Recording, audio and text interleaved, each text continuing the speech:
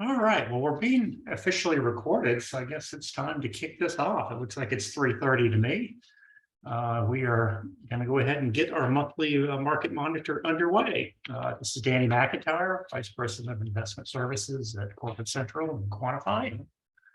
And we just have a jam-packed little session for you today, a little bit different than what you're used to tuning into on these monthly monitors, but different can be good. We'll see if that's going to be the case this time or not. But certainly, thank you for taking your time to join us. And let's jump right into it. We're going to start off with what has become the question of the month. Certainly the question that's been bantered back and forth from the analysts and the pundits, and government officials. And that is, are we in a recession or are we not in a recession? Late last month, we got the reports that preliminary second quarter GDP came in at minus 0.9%. That comes on the heels of the first quarter that ended at minus 1.6. So we have two consecutive negative GDP numbers. And while everyone is thinking, okay, we're officially in a recession, it is being pointed out to us that that's not necessarily the case. When we look at the definition of a recession, it's pretty straightforward. Two consecutive quarters of a decline in the gross domestic product. And we have certainly experienced that. The second quarter number is not final yet. That was preliminary. But even the Fed Atlanta has come out and they're projecting the final number to be negative 1.2. So that certainly would qualify from the definition here. But it has been pointed out to us very strongly that this is not a recession until we say it's a recession. By we, that will be the National Bureau of Economic Research. They have to officially put the tag and say it's a recession. And, really in a world where we can't really identify a woman, it probably makes sense that we can't identify a recession either. We need some help on this front. When we look at the arguments that are being put in front of us saying that we're not in a recession, they certainly do make some compelling points. If we're in a recession, it is not a typical one. The first thing that's pointed out is that the negative GDP numbers for the first two quarters of the year have been tremendously impacted by shifts in inventories. There's big inventory buildups, and then they have been going in the other direction, but that is attributed to the great percentage of the negative numbers there. So from that standpoint, they're saying, this isn't necessarily a recession. We've got a couple other things we can point to at the same time that tells us if it is a recession that we're in, it's certainly not a typical one. The employment data is certainly the strongest argument here. We're looking at the Federal Reserve St. Louis chart that shows us the unemployment rate over the past 3 years. And what we see is certainly that big uptick as soon as COVID got started, where we hit almost 15%. We saw a very steady recovery and just continued strength. Latest number, I believe, is 3.4%. So that is very strong employment data.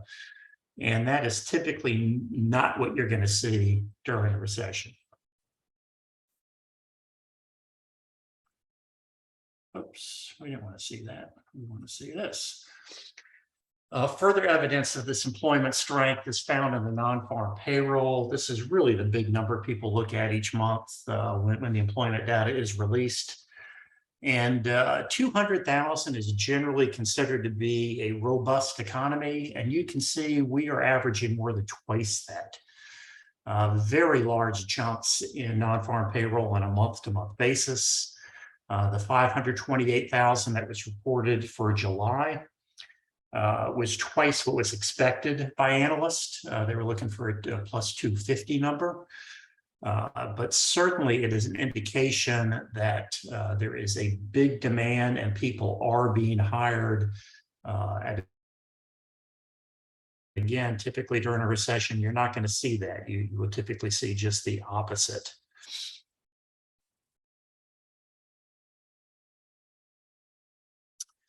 The third point that's being made, and again, very convincingly, is that consumers are not slowing down. They are continuing to spend money.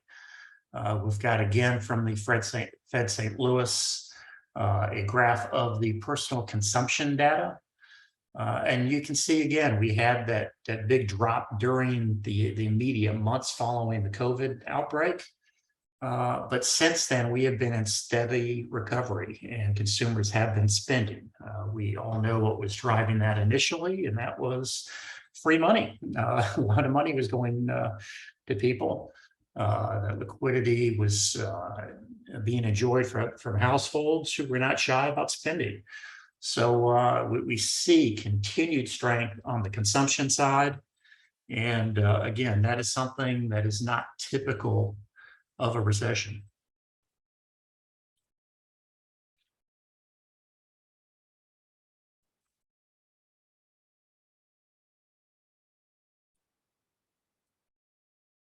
So at this point, I will tell you that I am not qualified to answer that question as to whether we are in a recession or we're not in a recession. But I will say it doesn't really matter. What we're talking about is first quarter and second quarter of 2022 being the two negative GDP months or quarters.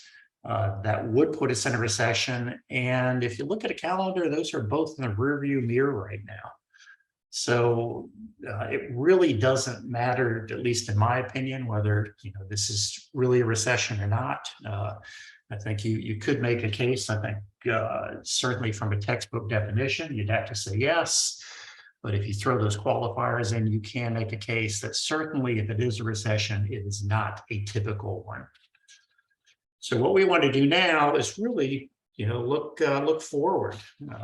Let's not look in the rearview mirror. Let's go ahead and take a look and see what we have in front of us. So where is the focus going to be? And it's really just two things. These have dominated the market focus for quite a while now. And that is the inflation front and the Fed. What are they doing about inflation? It certainly is dominating the activity in the market, the ebbs and flows, the volatility. You name it, it basically gets down to one of these two things. Now, after being in denial for 6 months or so and calling inflation transitory, the Fed has figured out earlier this year, they figured out that inflation is a problem.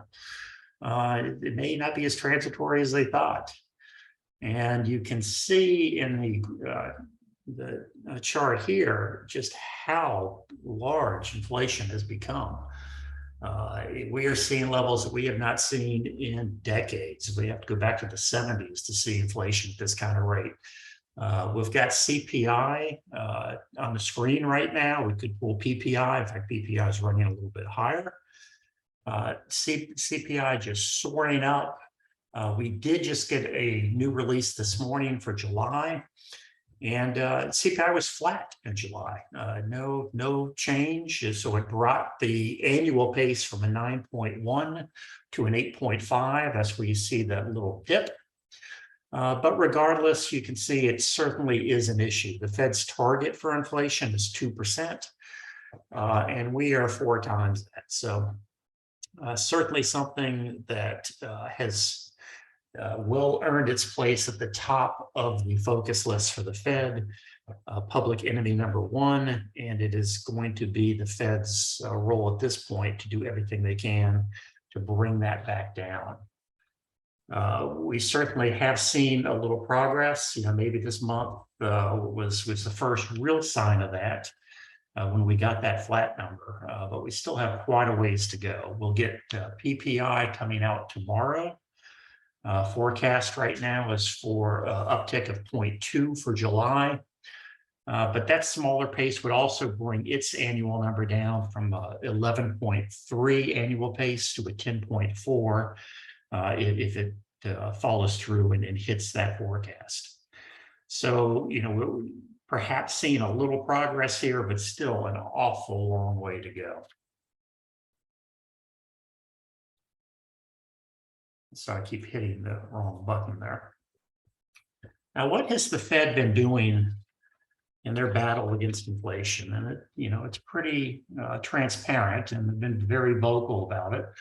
And that's they're tightening the market. They're tightening liquidity. The first spot that we see that is in just their Fed funds target. On January 26th, the first Fed meeting of the year, they left policy unchanged, and we had a 0% funds rate. We still were reserved with a target of 0 to 25 basis points. If you recall, in January, they were still labeling inflation as transitory. Really thought it was supply chain that was causing it, that would work itself out. But in the months that followed, and then once we snuck into March, the Fed began to at least acknowledge that there is an issue, there is a problem, it must be addressed. And in March, they made the first move. They raised rates 25 basis points, and they began that battle. As subsequent numbers came out and we started to see strength in the economy and we continue to see inflation, they ramped up their attempt to bring it down a little harder. On May the 4th, they raised the Fed funds target by another 50 basis points, bringing it to that 75 to 1% range. In June, at their next meeting, they ramped rates up 75 basis points, bringing it to 150 to 175. And then just, a couple weeks ago now, in July, they raised rates another 75 basis points. 2.25 to 250 is where we sit right now. And that certainly is showing that they are determined to do everything they can to start bringing inflation down. Keep in mind that as they're doing this, they are also providing some quantitative tightening. That is their investment portfolio, which had ballooned up to $9 trillion. They are going to start to taper that back. They are in the beginning stages of that. Beginning next month, they will be in full stages where they'll be selling 95 billion in securities a month, pulling additional liquidity out of the system. So they certainly are making unprecedented moves in terms of addressing the inflation problem, tightening monetary supply, and we will just see where this ends up going. They are addressing this problem strictly from the demand side of the equation. If they can knock demand down far enough by taking all the money out of the system, then they hope that in itself is going to bring prices down. Certainly the law of supply and demand dictates that that should be successful. We'll see how it plays out.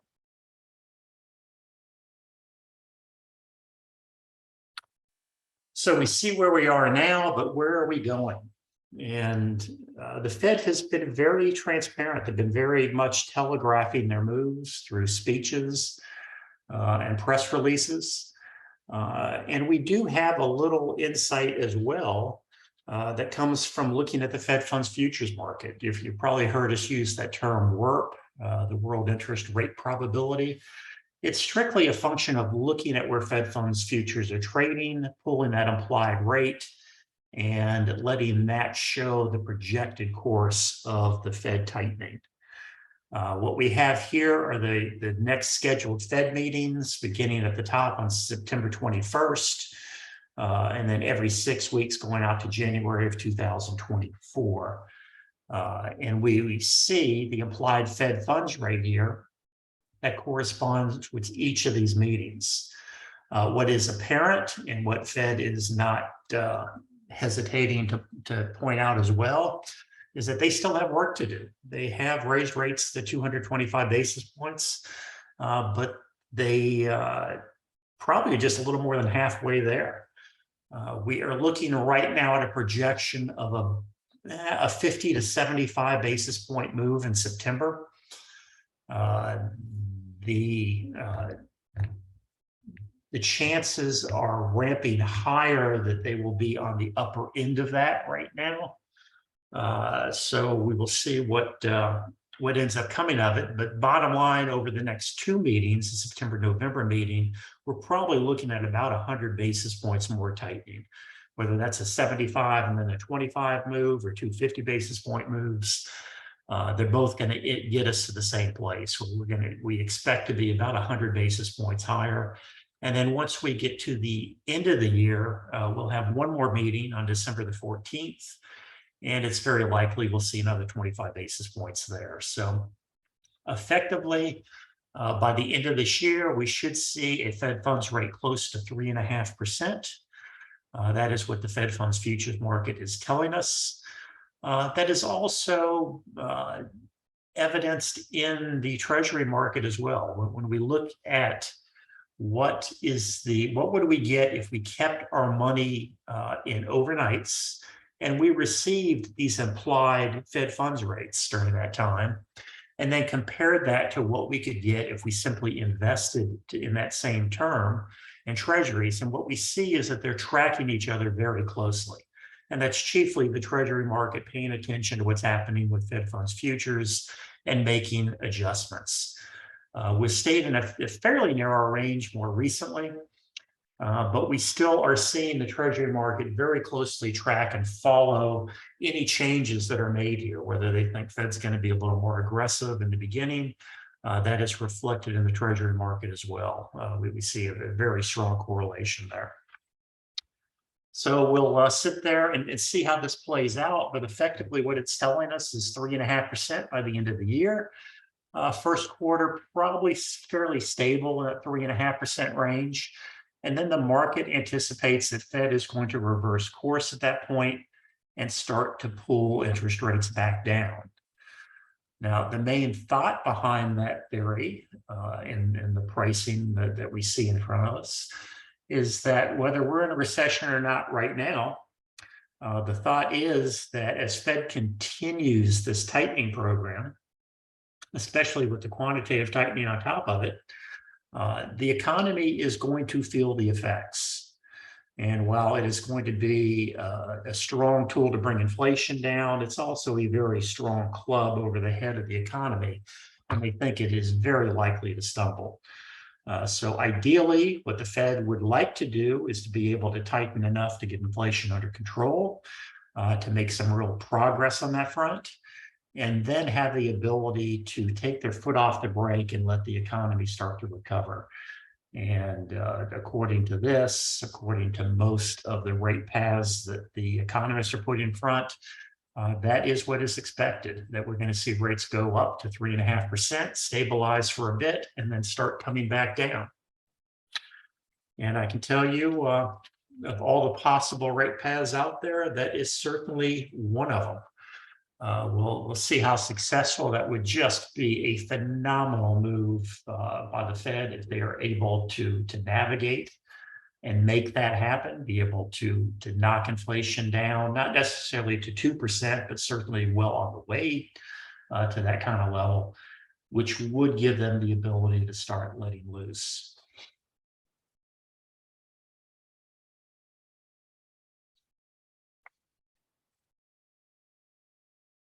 So what is the market doing while all this is going on? And as I mentioned before, we're seeing, especially the short end of the market, very closely correlate with what the projections are for the Fed funds rates going forward.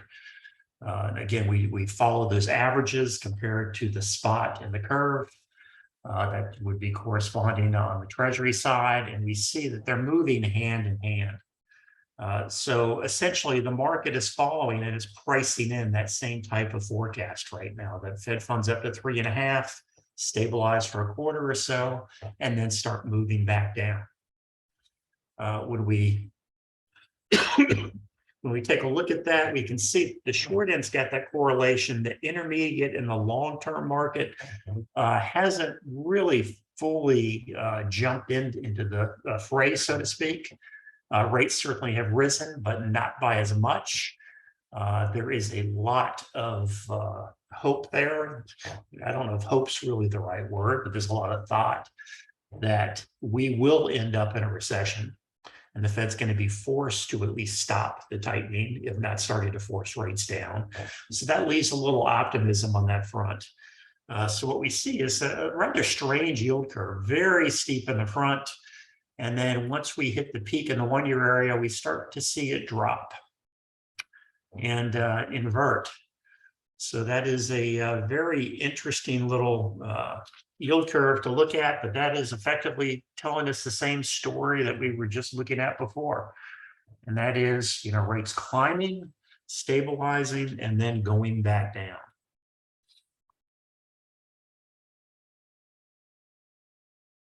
So if we want to go to the crystal balls and, try to figure out, does this really make sense or not? First of all, I really wish Amy Fruit would be giving this instead of myself. Amy has won our rate forecasting contest for 2 quarters in a row. So that's very impressive, and she's probably much more qualified than myself to figure out where we go from here. But we'll give it a shot here. We're just going to let the yield curve kind of talk to us a little bit. We can see in the beginning of the curve, we begin here in 1 month, and it is just a straight shot up to that 1-year area. And that is wholly driven by the anticipated moves by the Fed. Again, the Fed is telegraphing their moves. We saw from the Fed funds futures market what's expected. So as funds do start to climb up and hit that 3.5%, we start to see that reflected in the yield curve as well. If we're investing for just a month to 3 months, we're not going to see the full effects of that. So we're going to have a very steep curve. But if we kind of fast forward things for 6 months to 9 months, what we'll see is that when funds start to climb up to their projected heights, we are going to end up with a flat to inverted curve right now. And that, again, is telling us that the expectation is the Fed is going to win the battle against inflation and going to start to be in a position to be able to pull rates back down. That would be the reason the intermediate, the long end is not reacting as harshly as the short end is. We have to be prepared for that playing out as a possibility. Again, that's what's priced into this market, but we also have to be prepared for that not happening. If the market ends up not cooperating in the sense that inflation is still a problem, it's really going to be very difficult for Fed to stop tightening. Their number one priority is to get inflation down. They have to be able to do that. If inflation goes down to 6% and they stop tightening, they're probably going to lose some credibility. And with that, you could see inflation start turning around and going the other way again. So it is imperative that they win that battle. We'll just see. They certainly are taking unprecedented steps to make that happen in terms of the degree of tightening that's going on. So hopefully they are successful with that front and successful inside of that timetable. If they're not, we are certainly going to see reaction in the intermediate and long-term sectors of the market. They are priced right now for rates to start dropping after their ascent. So if inflation is not being beaten back enough, then we're going to see that not happen. We're going to see those rates start to rise along with it. At the very least, we would see the curve go flat. And if we, of course, go back to a positively sloped curve, then that is going to be very bad news for the intermediate and long-term sectors if inflation is still reeling its ugly little head.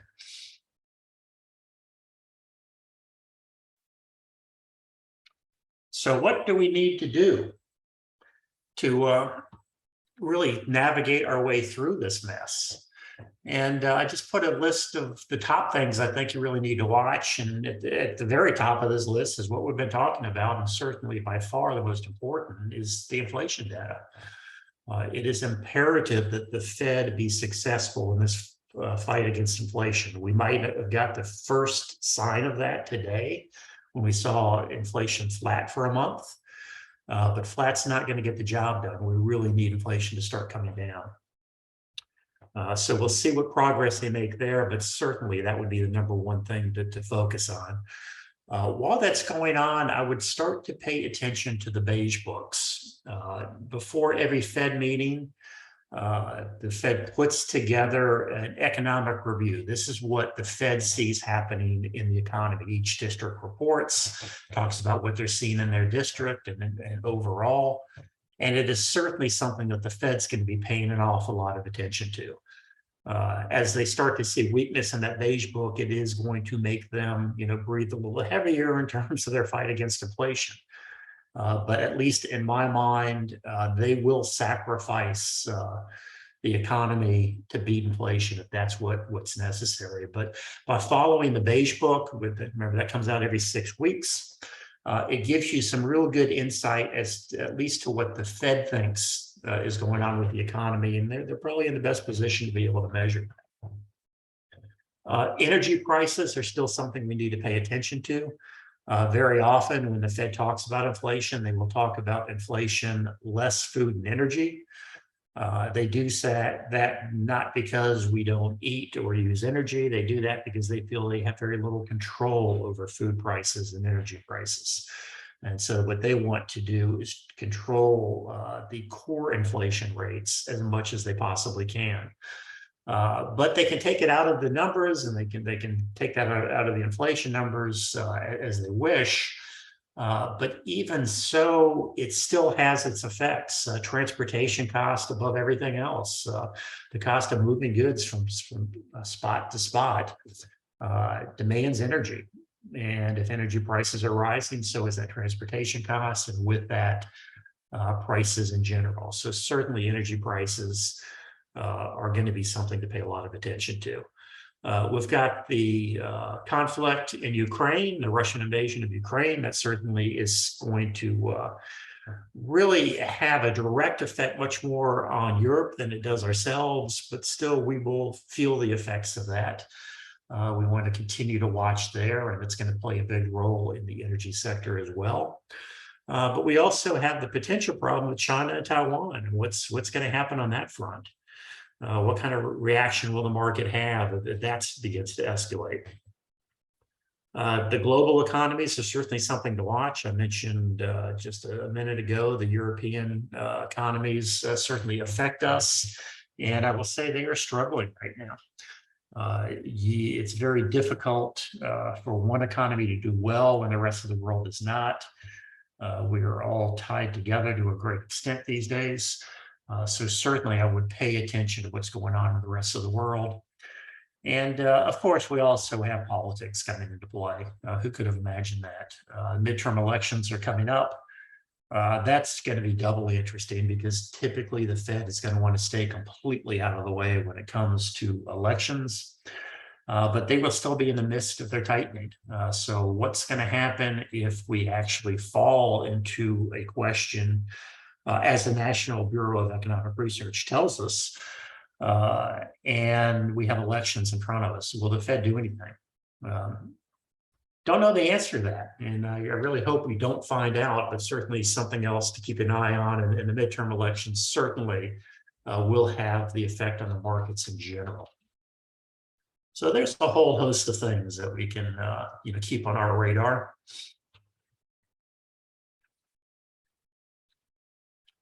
So what do you do? Well, we end up in almost the same place every time we talk. We do what we always do, and that's monitor risk. You can't pretend like we know where rates are going to go. Just in the past 20 minutes or so, as I walk through this, I hope you realize nobody's got a handle on this. Even the Fed, as they're telegraphing their moves, have admitted they're not quite sure what the effects of the quantitative tightening is going to be.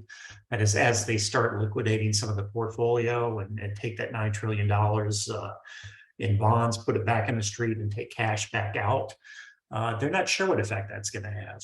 They're going to be learning as we do, because the quantitative easing hadn't been done, so the quantitative tightening has never been seen before. So we'll see what ends up happening, but throw on top of that the whole host, that list that we just walked through, and that's just the top items. Rates can really twist and turn, and they're very likely to do exactly that. So what we want to do is just make sure we have a very good understanding of what the consequences of any rate scenario is on our credit union. How does that affect our profitability? How does that affect our risk? Are we ready for that? One thing that we probably don't focus on enough, but certainly the events that we're looking at right now dictate that it's something we should be paying very close attention to right now, is what effect the shape of the yield curve going to do on those same fronts, on the profitability and on the risk front. We talked about the fact that we fast forward the rate path, and we are going to be in a flat, what really looks to be an inverted curve. I can tell you, if we play out that way, history tells us inverted curves are not very good for profitability for financial institutions. We tend to make our money by lending long and borrowing short. And that's not a good margin scenario when rates are inverted. So we need to understand that. Take your ALM and I'd run some what ifs if you're not doing that right now, but what happens to us if the yield curve shifts? So not only do rates move, but the shape of the curve also moves. We want to be aware of what effect that's going to have. And the third item here, I think, is extremely important. We're coming off the heels of 2 years of unprecedented liquidity. Between the government and the Fed, we just had trillion after trillion after trillion pumped into the economy. We certainly saw the upside of that as deposits just flooded into the institutions. What's going to happen now? Fed is, pulling the plug on that and completely reversing course. So all that liquidity was seen come in for the past 2 years. Well, the tide's turning and it's going right back out. We certainly have seen some of that already take effect. If you are paying attention to the CD markets, you will see a host of credit unions coming in every week to borrow money. That is something that you probably would have laughed at a year ago with the liquidity that was in the system. Now people are seeing the need to secure funding. So pay attention to your liquidity. Take a look at your non-maturity deposits. We've had explosive growth in the past 2 years. What's going to happen to that money? Make sure your model is accounting for what the probability is of how your members are going to react with this current scenario playing out. And all this really gets into that last week. We don't want to be surprised. We want to stay on top of things. We want to, monitor. We want to manage risk. And part of that is, again, going to get back to your ALM. Take a look at your model and take a look and see, as Fed has raised rates now 225 basis points, what adjustments have you made? How have you moved your loan rates? How have you moved your deposit rates? And more importantly, how does that correspond with what your ALM model is saying you were going to do? You're using the ALM model to determine what your risk position looks like. What's going to happen to me based on where I am now, and if rates start to shift. Make sure that it is accurately measuring what is going on at the credit union. So if you need help on any of these fronts, certainly let us know. We are here to help. If anyone has any questions, please let me know. If you don't think of them right away, and that's generally what happens to me, is I'll listen into these things and it all makes sense. And then the minute we cut it off, 10 questions will come to my head. So if that happens, here's how to get hold of me. If you've listened to me for the past half hour here and say, I'd really prefer to talk to somebody else, you can just send first of all, I wouldn't blame you, but you can just send an email to investments@corpcu.com, and that will get any of our financial strategists to be able to get back to you. So not seeing any questions, I am going to let this go. Well, thank you once again for attending. Certainly appreciate your time. And again, don't hesitate. We're your